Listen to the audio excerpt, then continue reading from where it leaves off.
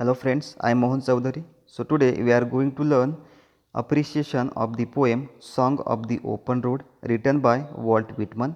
Let's begin. First of all, what is an appreciation? Appreciation means to find out the good qualities of the poet, to understand the poem, to enjoy the poem in better way. In appreciation, we have to find out the good qualities of the poet so that we can understand the poem and enjoy the poem in better way. Appreciation म्हणजे विशिष्ट कवी आहे ह्या कवीचे गुणवत्ता, जेणेकरून त्या गुणवत्तेच्या माध्यमातून आपण ती कविता समजून घेतो आणि त्या कवितेचा एन्जॉय घेतो. यालाच अप्रिशिएशन म्हटलं जातं. हे अप्रिशिएशन करत असताना पुढील मुद्दे लक्षात घेतले पाहिजेत. And these points are: first one is title, then poem, then poet, then theme, style, special features, moral message, and last one is opinion. With the help of these points we can do appreciation. Let's discuss one by one. First point is title. The title Song of the Open Road indicates freedom, opportunity, optimistic, free will. Song of the open road ह्या शीर्षकावरनं काय लक्षात येतं तर freedom, democratic attitude, opportunity संधी, optimistic आशावाद, free will मुक्त विचार. Next one is poem. Song of the open road is an inspirational poem written in the form of narration. ही कथनात्मक स्वरूपात song of the open road ही कविता लिहिलेली आहे. And this is the inspirational poem. ही प्रेरणादायी कविता आहे. This poem is and ode to oneself which is the part of leaves of grass. Song of the open road this poem is taken from leaves of the grass. Leaves of the grass this is the collection of poetry. Leaves of the grass या कविता संग्रहामधनं song of the open road ही कविता घेतलेली आहे. खरं म्हणजे ही कविता एक प्रकारची ओढ आहे, पोवाडा आहे आणि नरेशनच्या स्वरूपामध्ये ही कविता विटमन यांनी लिहिलेली आहे. Next one is poet. Walt Whitman was an American poet, essayist and journalist. Whitman हे अमेरिकन पोएट होते, एसेइस्ट होते अँड जर्नलिस्ट होते. Whitman is often called the father of free verse. Whitman यांना मुक्तछंद कवी म्हणून ओळखलं जातं. का? कारण विटमन यांच्या कवितेमध्ये कुठल्याही प्रकारचं राईम स्कीम किंवा मीटर वापरलेलं नाही आहे. म्हणून विटमन यांना मुक्तछंद जे कवी आहे ह्या कवीचा जनक म्हटलं जातं.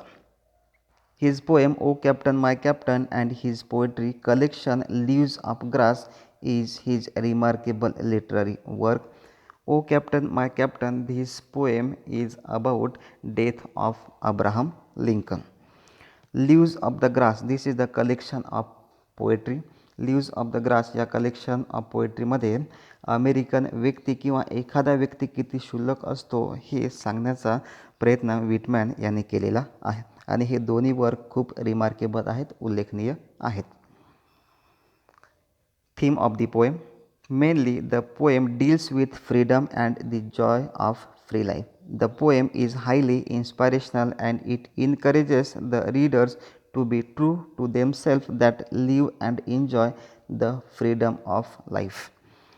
या कवितेमध्ये रीडरना सांगितलेलं आहे की आपण जीवनाचा प्रवास करत असताना स्वतः हा प्रवास निवडला पाहिजे, हा रस्ता निवडला पाहिजे.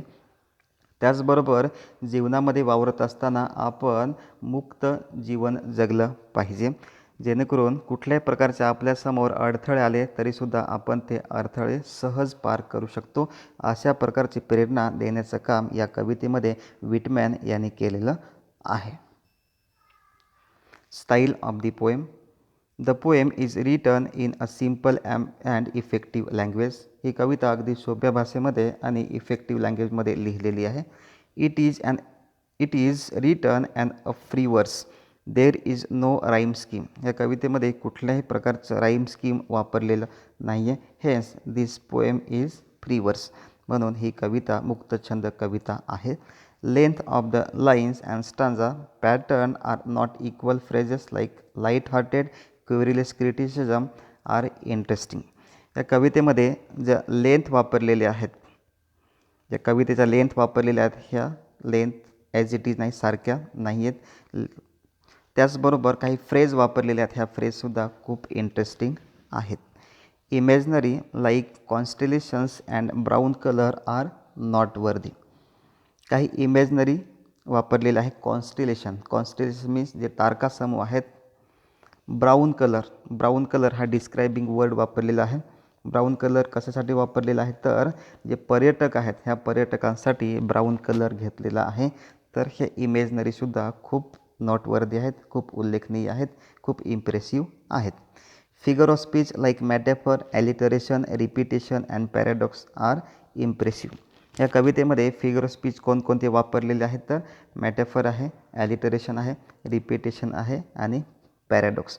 ह्या फिगर ऑफ स्पीचच्या माध्यमातून ही जी कविता आहे ह्या कवितेला एक प्रकारे शृंगार चढवलेला आहे. स्पेशल फीचर्स, खास वैशिष्ट्ये ह्या कवितेमधले.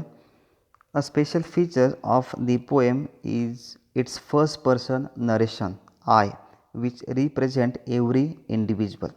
या कवितेमध्ये फर्स्ट पर्सन आय वापरलेला आहे. ही कविता इतकी जगप्रसिद्ध झाली की आय हा जो फर्स्ट पर्सन आहे हा फर्स्ट पर्सन सर्वांसाठी लागू होतो. The poet has used the special device of parenthesis by putting the last stanza in the bracket to separate himself from the worldly need. या कवितेमध्ये दुसरं स्पेशल फीचर वापरलेलं आहे की शेवटचा स्टांजा आहे हा शेवटचा स्टांजा पॅरेंथेसिसचा वापरलेला आहे. Parenthesis means what? Those stanza is given in bracket. That stanza is called as parenthesis. विशिष्ट स्टांजा आहे हा स्टांजा ब्रॅकेटमध्ये दिला असेल तर त्या स्टांजामध्ये पॅरेंथेसिस वापरलेला आहे असं लिटरेचरमध्ये म्हटलं जातं. It also shows that there is a meaningful relationship between him and his delicious burden. शेवटच्या स्टांजामध्ये डिलिशियस बर्डनचा उल्लेख आलेला आहे. थोडक्यात जे कुटुंबातले व्यक्ती आहेत ह्या व्यक्तींच्या गोड आठवणी आहेत, ह्या गोड आठवणी पोएट आहे हा पोएट जीवनाचा प्रवास करत असताना सोबत घेऊन जात आहेत. म्हणून काय म्हटलेलं आहे की डिलिशियस बर्डन अशा प्रकारचे शब्द घेतलेला आहे.